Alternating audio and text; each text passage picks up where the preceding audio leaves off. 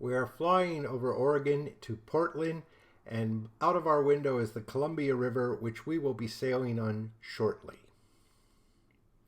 This is our ship, and the black circle shows where our cabin is, and this is our cabin from the inside. We're looking back from the stern of the boat to see three of the bridges. There are 11 bridges. We are going to go under 7 of them, starting with this one.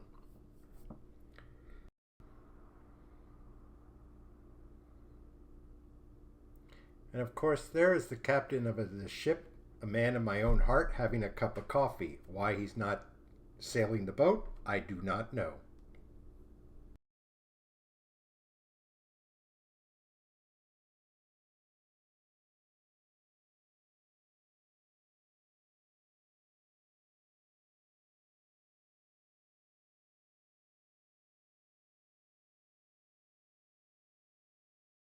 And here is bridge number 2.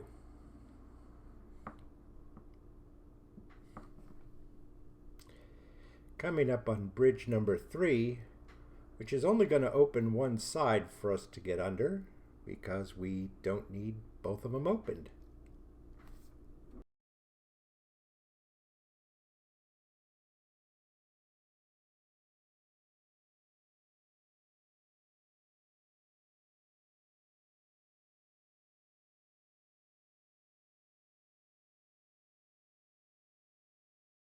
This bridge is a double-deck bridge. They can open up just the bottom, or they can open both of them.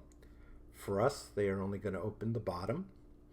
And the bottom is pedestrian traffic. There's a bike path along there, and freight traffic. On the top is vehicle and light rail goes across the top. And as you can see, the bottom part of it has opened, and we will be making our way underneath it. Shortly you will see the bicycle trail and the freight line on the bottom, and then you will see a ship being built alongside the river, and those will be the last bridges you see because we will now go to dinner. This is the campground where Lewis and Clark were camped when they got to the Pacific Ocean.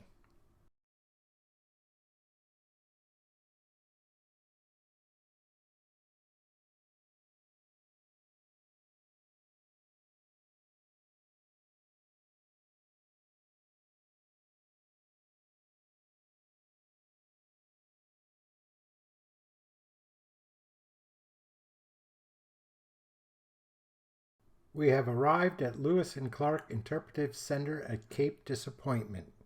To the right is the Pacific Ocean, and to the left is the Columbia River.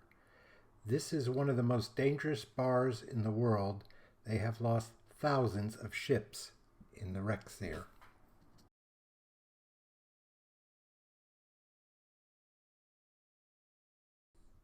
We are now taking a scenic trail from the Interpretive Center down to Waikiki Beach.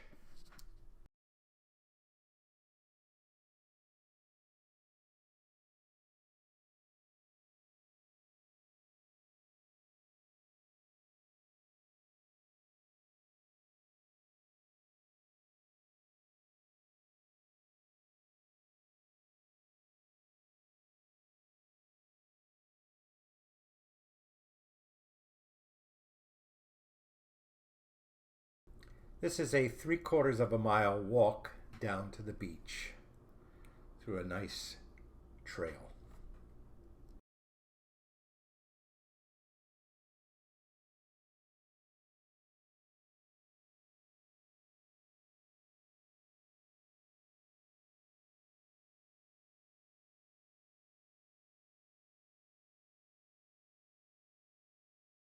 We are now coming down to the end of the trail, and we'll be seeing Waikiki Beach on the left-hand side. Now, of course, I have to walk to the beach because I was there over 40 years ago and stuck my feet in the Pacific Ocean in Oregon at Coos Bay, and it was very cold. I could not stay in it. We now walk down to Waikiki Beach, where I will walk through the beach, and the water temperature wasn't bad. But as you can see on this video, I got in a little more than what I wanted to.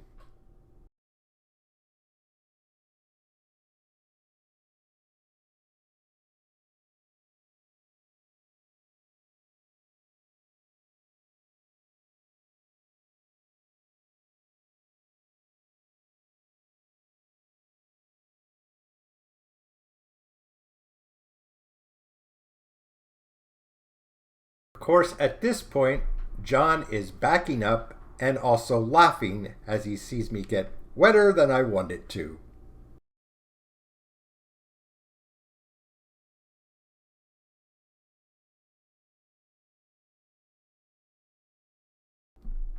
Of course, John goes out on this tree trunk to take some great pictures. And of course, I thought this is my chance to see him get wet. But unfortunately, I was not able to do it because he was smarter than me and was watching the waves very carefully. And of course, now we have to head back to the bus to return to the ship.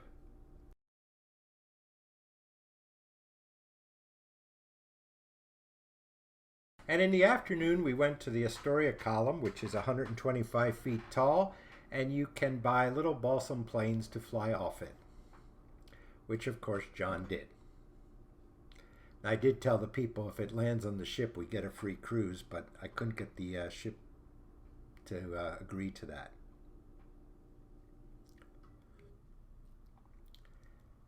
This is the 4-mile bridge which we went over to get to Cape Disappointment in the morning. And now just shots from the column. And yes, that is snow. There was snow up there in the morning. And behind those clouds is Mount Hood. We have entered one of the 7 locks that we will be going through on this trip. This is the first lock that we went through during the daytime. We did do a few at nighttime too.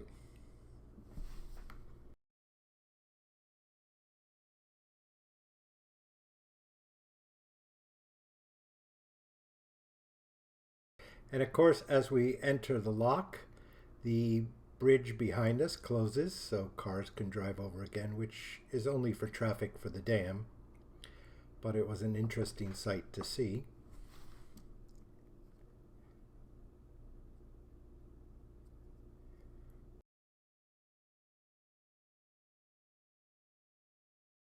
And the bridge is now closed and the lock gates start to close.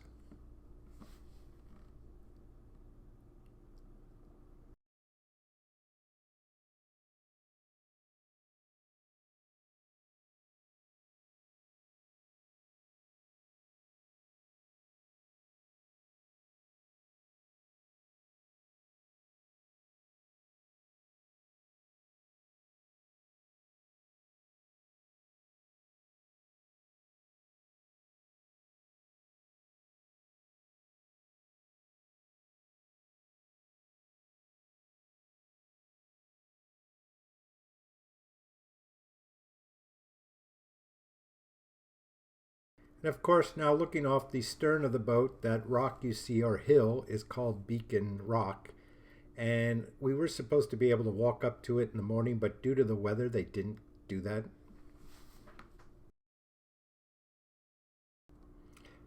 The lock gates have been opened and we can proceed. And first they will back the ship up a little so they can unhook the stern. And then they move forward and unhook the bow. And then we're off and sailing.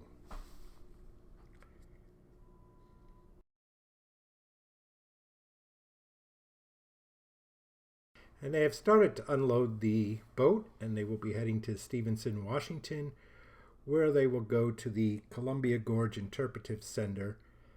John will be going, since we couldn't do the walk to Beacon Hill. I'm staying on the ship, and I'm actually going to sneak over later with the crew and surprise John at the luncheon.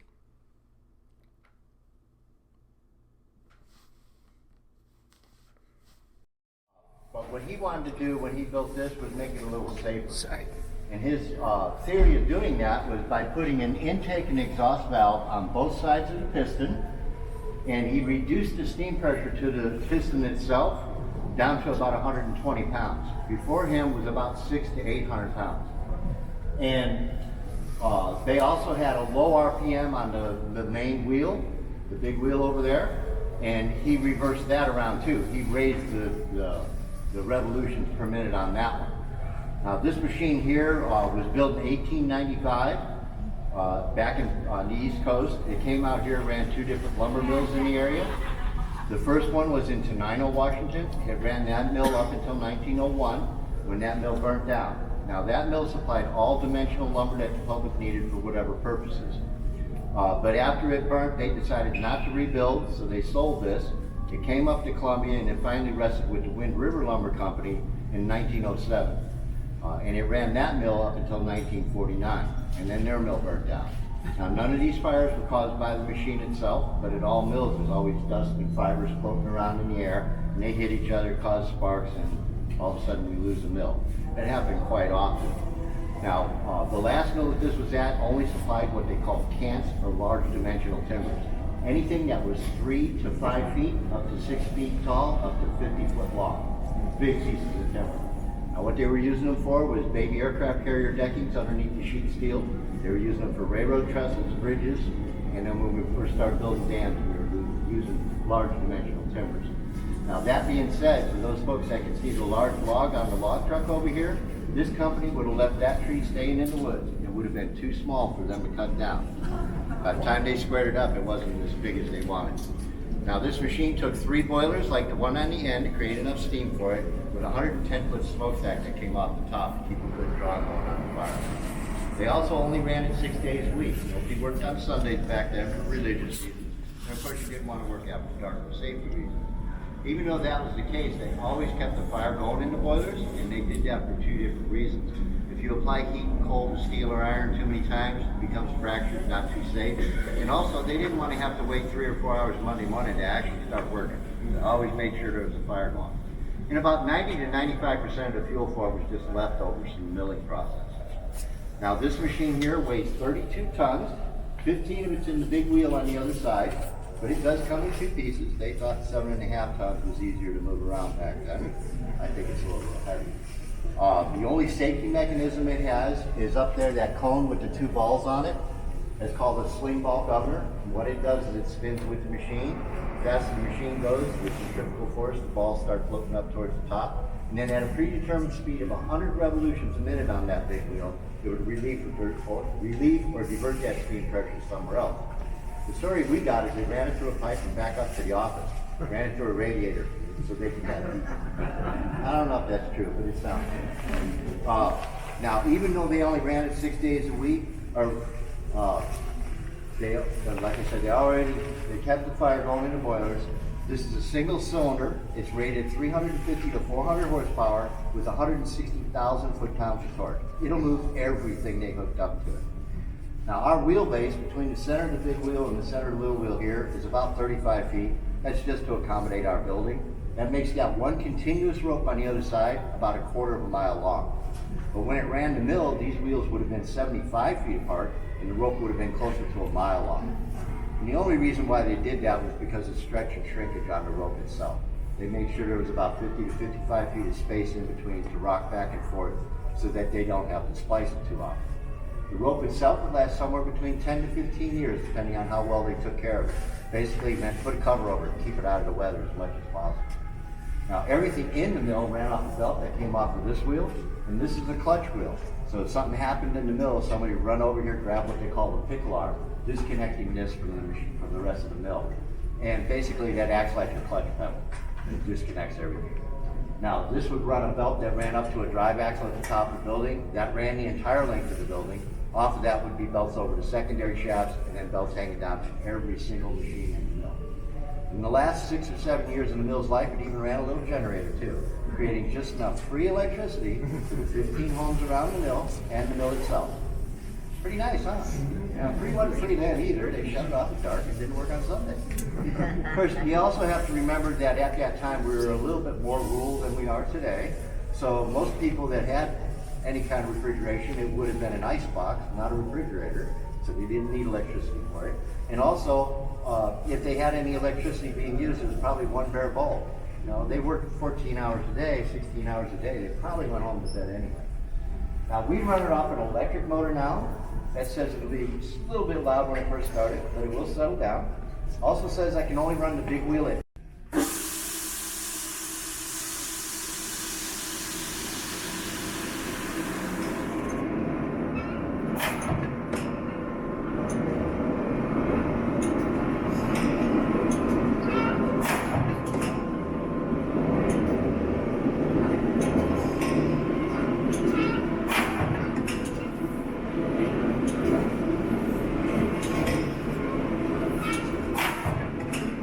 Start walking your way around so you can see the whole machine is fine.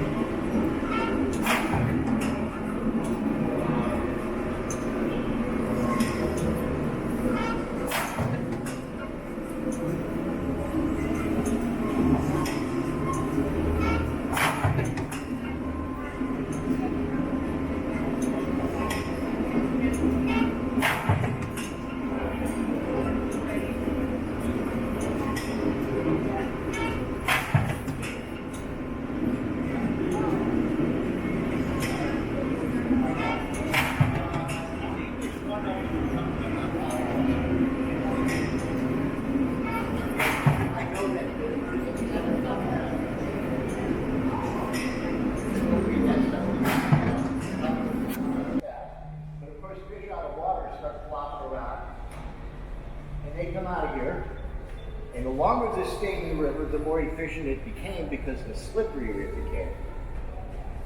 And it would just come down right here. Or sometimes the fish gets away. You also notice that this machine is only about 6 feet wide. And the river, in most areas, is at least a quarter of a mile wide, if not wider. So if you look at these fish wheels, you see a lot of water in between. So there's a lot of fish that can get by these wheels. Of course, at the same time, there might be a net running across. Okay, so maybe all the fish are going to get away.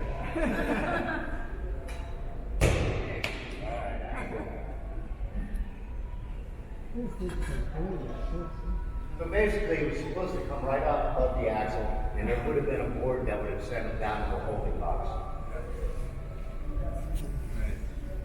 Any questions about our fish wheel? As I stated, I snuck over with the crew and met John at the Mount View Orchard for our afternoon lunch.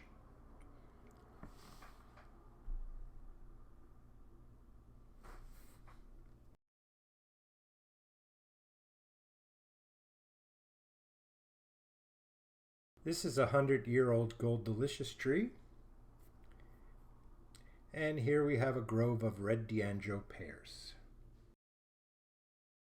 After our lunch, we went to the Western Antique Airplane and Automobile Museum, where they told us everything kept there is in working condition and at some time or other actually comes out and is run.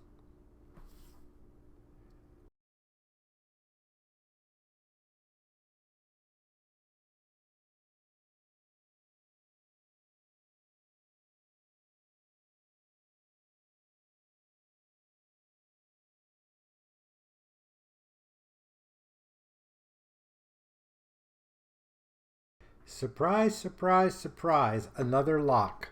Well, this one we went in during the night, before we went to bed though. And this is a picture of me touching the wall. That's how close we are. And the unique thing I liked about this one is if you watch that gate, the gate actually goes down. It does not swing open, it sinks down into the water.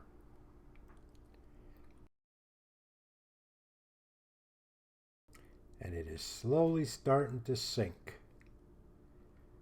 And I just thought that was so cool because I actually never saw a lock do that.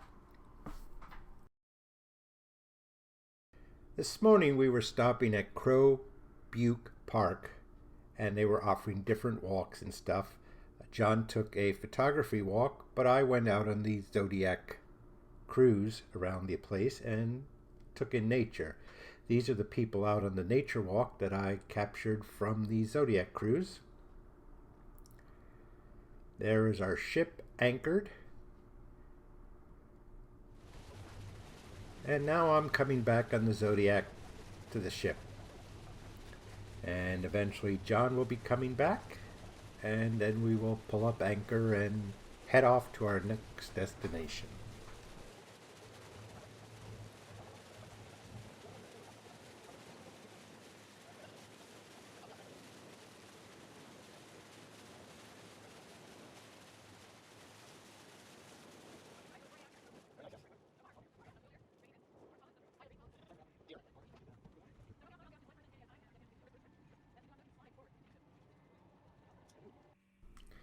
And of course, we have John coming back on his Zodiac. And I have sped this up so it's not so boring. But if you look in the back of the stern, you will see me standing there. And I'm actually videotaping John coming back as he's videotaping himself coming back.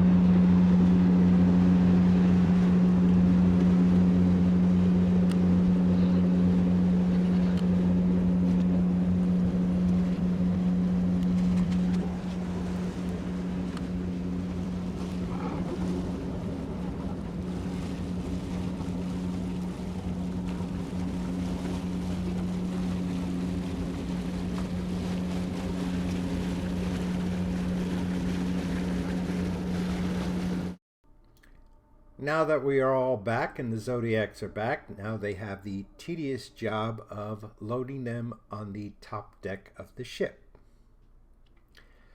So this video will show them attaching it, and then they will pull it up, and then they will swing it over to the top of the ship.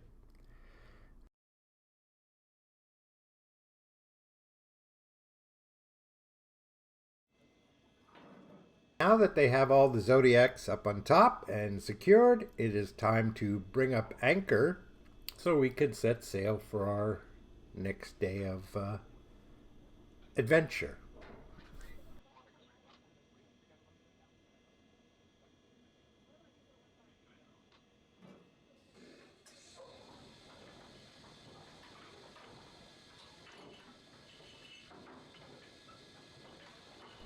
And the girl with the pole is moving the chain back and forth as it goes down into storage, so it's not making one big lump, and it's nicely going in.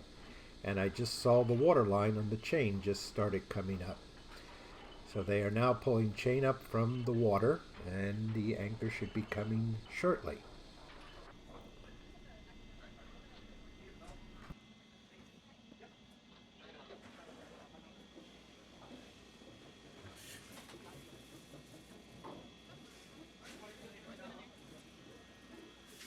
So now they are taking the hose and they are washing off the chain as it comes up from the riverbed to get all the mud and gunk that is on that chain.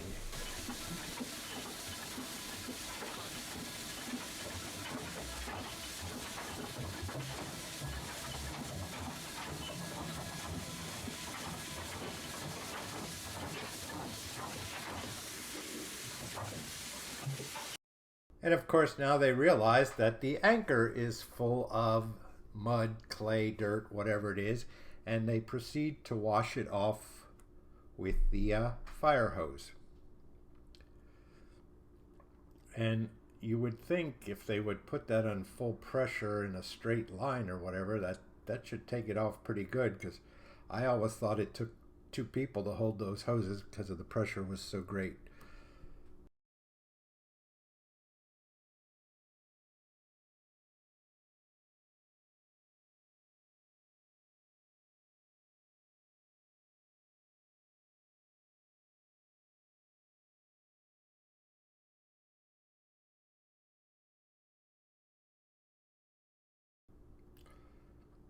Of course, they haven't been doing so well, so they put out this little garden hose to do it, which just is flying all over the place and they can't control, which was absolutely hysterical.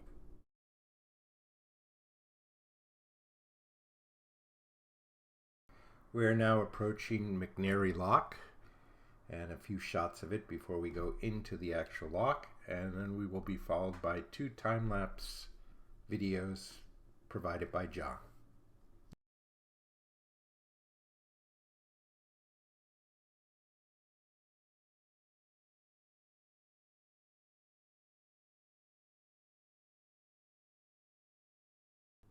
Time and time I have told John when videotaping he's not allowed to have me in front of him unless I'm wearing a hat.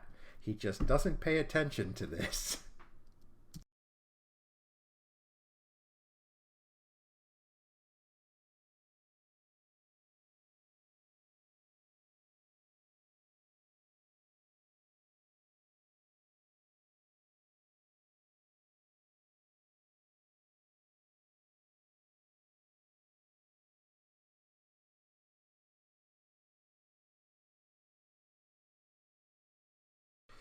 And now these are just some of the pictures taken on our way up the river as we head towards Palooza Falls for the next day. Just to show you the height of the hills, I put a truck there. And of course, highway on one side, railroad on the other.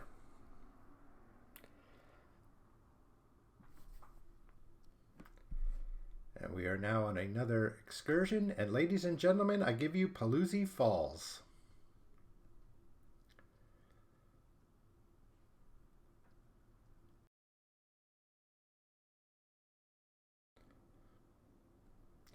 So Palooza Falls was our first activity for the day. After the falls, we got to go take a Zodiac cruise on the river and check out various things. And then after the cruise, we could also do kayaking, which John and I went out in a double kayak, but the seat was not right and it was killing my back, so I returned and then he went out by himself. And where we were anchored, they had this beautiful railroad bridge, and I waited all day to see a train go across it and finally got to see one.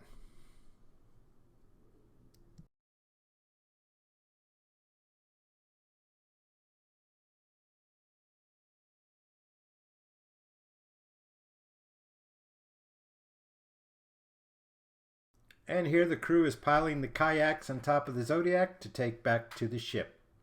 And this is just a panorama from the stern of the ship. And of course, what would you be without another lock?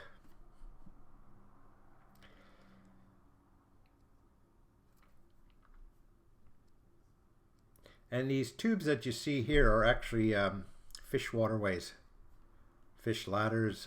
This isn't actually a ladder. This comes down from up above and they can come down that way. And here we see the bridge has come down behind us and the gate is slowly going shut. And the next day we find ourselves at Clarkston, Washington. We find ourselves at the confluence of the Snake and Clearwater rivers. We will take a jet boat ride up the Snake River to Hell's Canyon. Those are the jet boats we will be going on. But this was just a little video done in the morning with the little mist coming up off the water. Clarkston, Washington on one side and Lewiston, Idaho on the other. And we are about 450 miles from the sea. We are now out on the jet boat where John is doing a time-lapse photography as we go up the Snake River.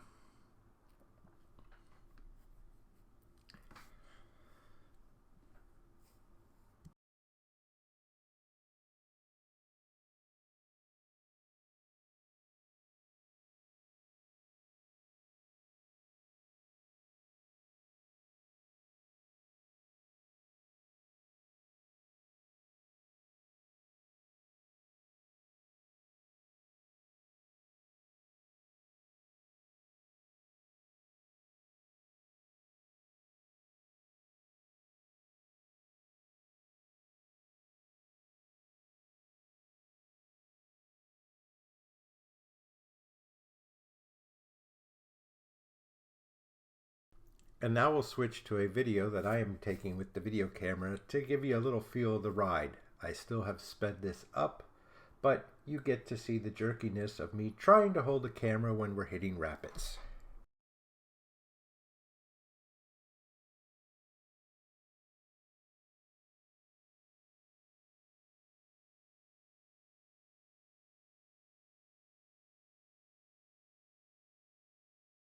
The interesting part is all these houses along this river right here, the only way to get something there is by helicopter or by boat.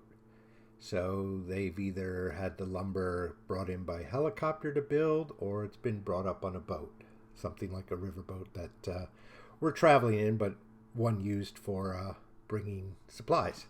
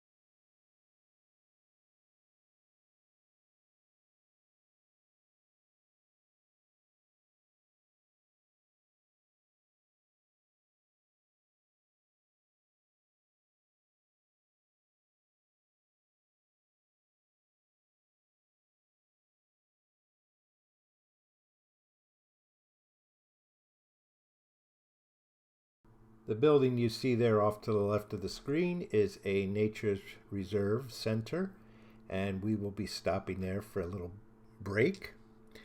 And it's all run by volunteers. In fact, you can sign up and you'll be there till the next volunteer is available. So you could be there for a month, 2 months, 3 months, whatever.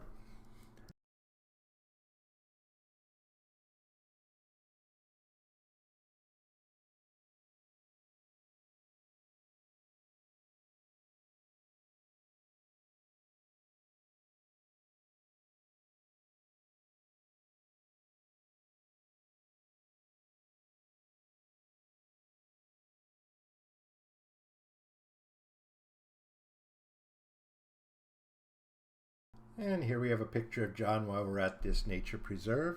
And it's going to be time to get back on the boat, and here comes John. A nice little chair rock in it. You can sit in it and let the water run on your head. Felt pretty good when it was 100 degrees.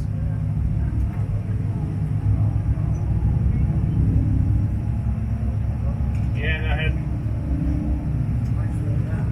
Not much of a waterfall now.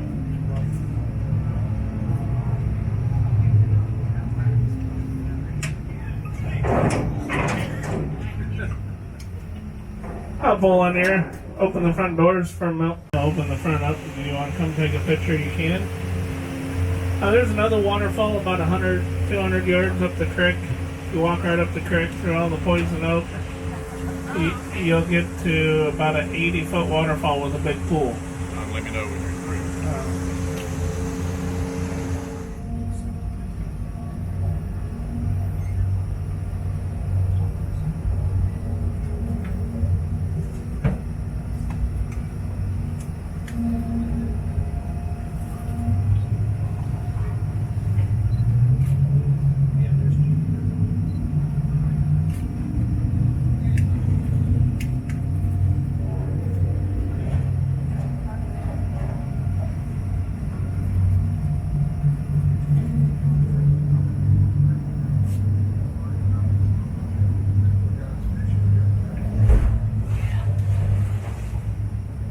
here at the mouth of the Salmon River is pretty popular for the fishermen. A lot of days we come up, Louie and I'll come up here on a fishing trip. We can have some 50, 60 fish days. The Salmon River is cooler than the Snake River, so these fish will pool up around the colder water.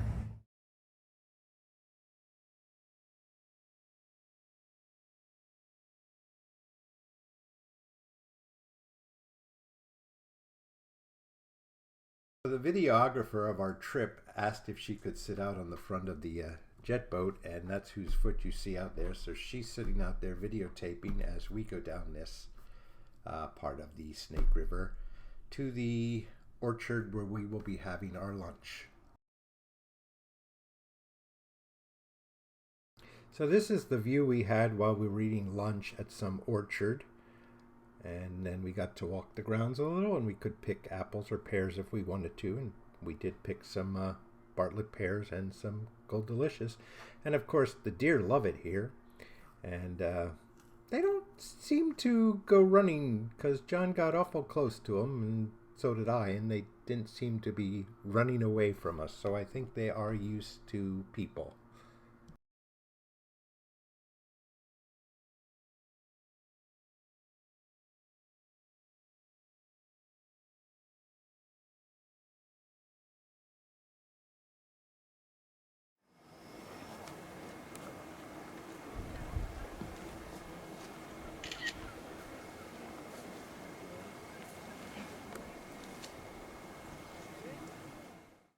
And John took a little walk and took some pictures up the hill a little further than where I walked, and picture looking down towards the orchard.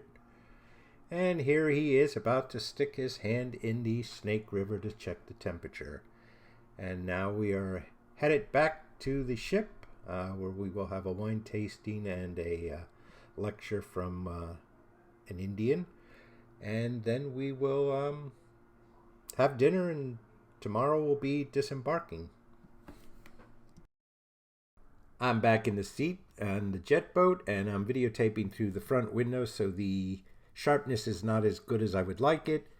But we will be switching to John, who is at the back of our boat shooting, and he's also next side to our videographer, who is shooting some of this video going down the Snake River back to the ship.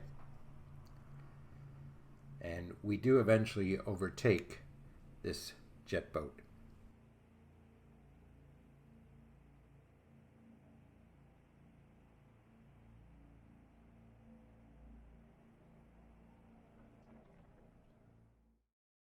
And this evening we had a local tribe member telling us some stories.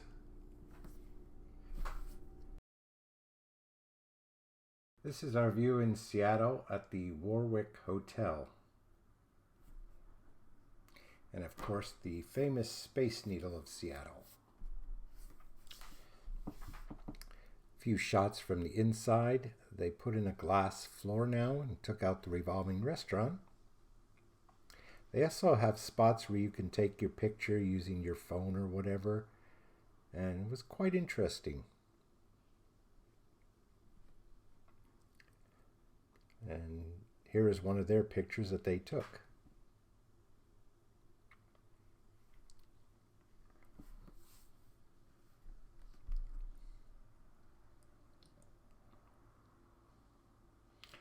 And this is looking down through the floor.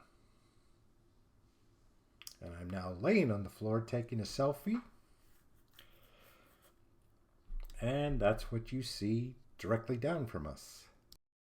This is their big map that you can add your name and where you're from. We now entered the Chihuly Museum and Gardens, which is a really neat place to walk through. Some very interesting pieces.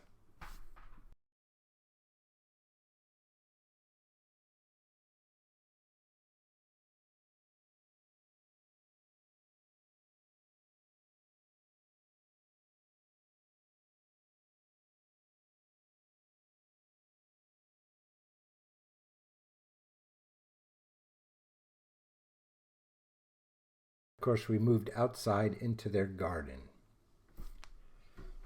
And this shot is going through their glass house so you can see the picture inside and out.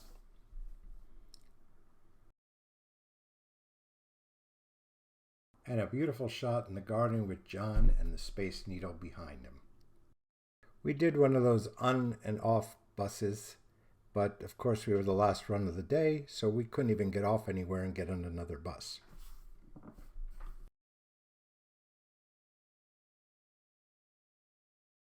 We took the ferry over to Bainbridge Island and walked around a little, and this is a shot of Seattle as we're leaving from the ferry. And of course this is the line of traffic waiting to get back on the ferry in Bainbridge. After the ferry ride, we stopped in at the Pinball Museum where for a set fee you get to play all the machines you want. The next day we rented an electric boat and John, Frank, and I went out on the boat. And it was pretty bad to be in this boat because it doesn't move real fast. We had to watch out for planes landing on the water. And then of course you had the rowing team, which were doing a race.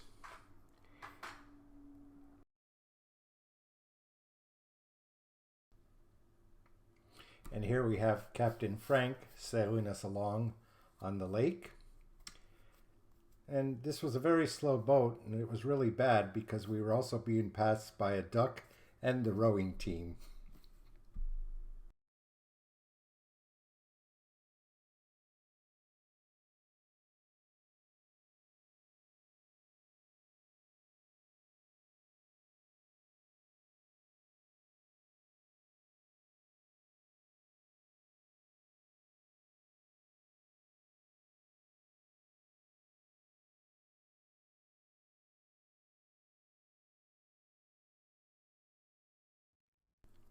And we went up this canal, or part of the river, whichever way you want, because we are on Union Lake. And this canal will lead you to the lock, and we're not allowed to go through the lock with this boat because it would then eventually get us to Puget Sound, and all the waves and all that on the other side of the lock, this boat would not be able to handle.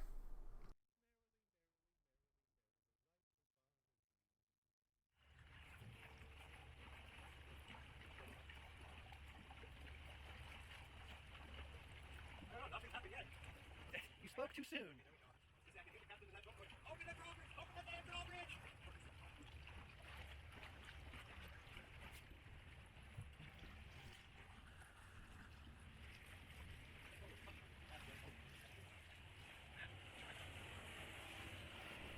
Now, why couldn't we have rented that boat? Good job.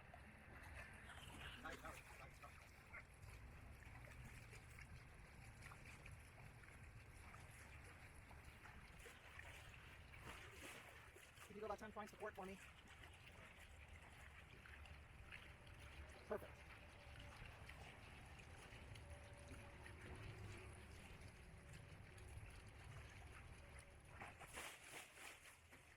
You're not quite close. You're like got 90% of the way and stop. And it looks actually off track. Yeah. I'm still filming. I don't know if you'll see it, but yeah, now it's settled down. All right.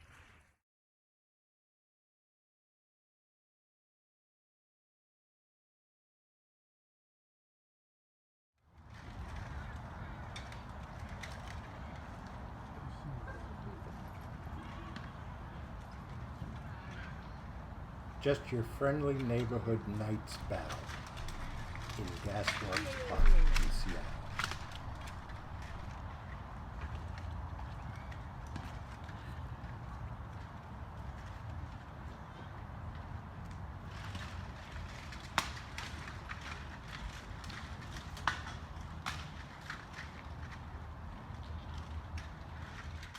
And just some beautiful sunrises as we're flying into Newark Airport in New Jersey.